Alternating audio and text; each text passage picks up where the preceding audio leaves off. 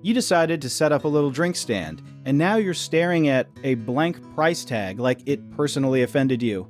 Pricing is one of those things that feels like a gut decision, but is actually more like a math problem wearing a costume. Here's the thing most first-time vendors get wrong.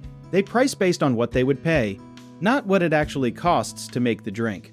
Your customer doesn't care that you found lemons on sale.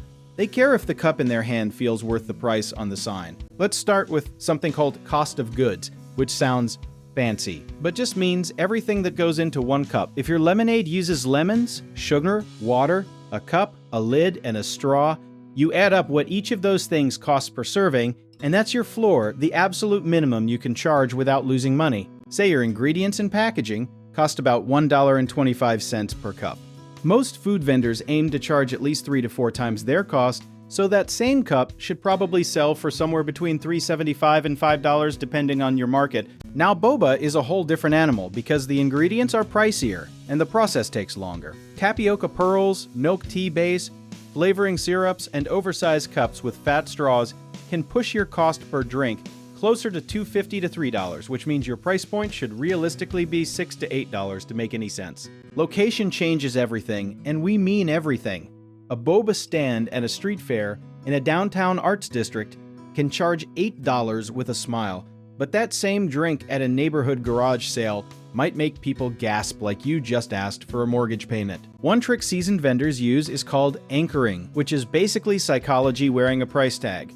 You put a premium drink at the top of the menu for $9, and suddenly your $6 drink looks like a bargain, even if $6 is exactly what you planned to charge all along. Don't forget to factor in what it costs just to show up. Your booth fee, fuel, ice, a folding table, your time driving there, and the hour you spent prepping. All of that is a real cost, and if you ignore it, you might sell 100 cups and still technically lose money like some kind of hydrated tragedy. A lot of new vendors underprice because they're scared people won't buy, and then they sell out in 2 hours and realize they left a pile of money on the table.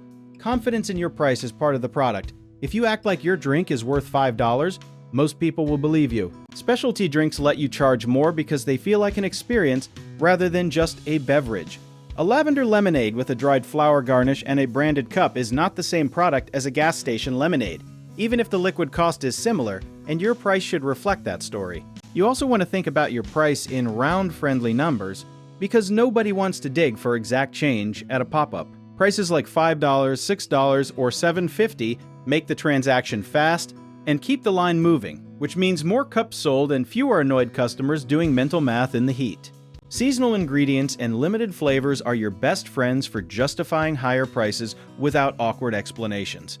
When something is only available today or only made with fresh strawberries from a local farm, scarcity does the selling for you. Test your prices before your first big event by doing a small, soft launch like a neighborhood pop-up or a friend group taste test, and watch where people hesitate. Hesitation at the register is data.